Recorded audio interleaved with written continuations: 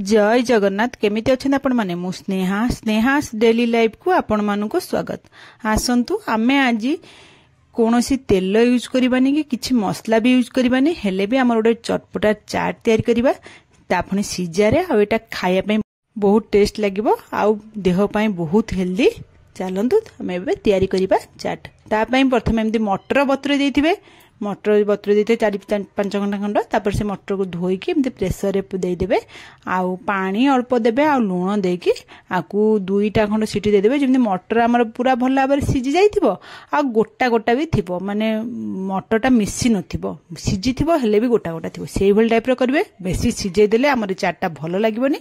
आपण माने केवल लुण एठी पकेकी हमें प्रेसर रे 2-3टा आपन हिसाब रे जत्तेटा आपन प्रेसर केतेटा सीटी रे सिझुची आपण माने जानिथिबे से अनुसार आपण माने सीटी दे देबे। तापरे एबे देखंतु देदेले तापरे हम सीटी देला पर त ठंडा हला पर ताकू गोटे जगह काढी देला पर हमें कोन करबा ना से प्रेसर कुकर रे 4टा आलू को मु क्यूब साइज रो काटिकी रखिची माने बड़ आलू को ताकू देकी हमें सीटी दे देबा माने सिझेई देबा। आपण माने चाहिले गोटा आलू भी सिझे की परे काटी परिबे मु आगे काटी देकी तापर सिझी देची तापर 2टा अंग सिझी गला पर देखंतु मोडे जगह को काढी देची मटर उडा देखन हमर पूरा गोटा गोटा अछि आ सिझी जाईची पूरा भल भाबरे किंतु गोटा गोटा अछि आ आलू भी हमें पके देबा। आलू आ मटर आपण माने पके देबे। एठी मु 4टा आलू नैची बड़ साइज रा गोटे 250 ग्राम मटर नैची आपण आपन के हिसाब रे से अनुसार नेबे।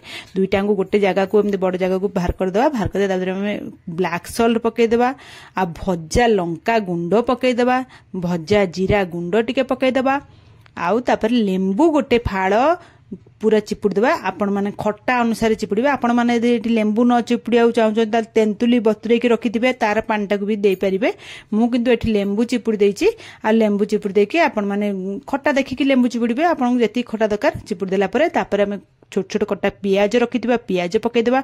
आपण माने यदि बिना पेस्ट नु खायउ चाहथु तले पियाज स्किप कर दे पियाज बदले काकुड़ी पके देबे आ तापर हमें कंचा लंका पके देबा पके ताको भल भाबरे गोळेई देबा। एठी भल मिसे ए जो चाट ना देह पई बहुत बढ़िया आ हेल्दी मध्य आ बिना तेल बिना मसला बिना परिश्रम रे आपण माने जेतले इच्छा होतु ना कोन चटपटा खाय पे एटा निश्चय तयारी करिके थरे ट्राई करंतु देखबे बहुत बढ़िया लागिवो।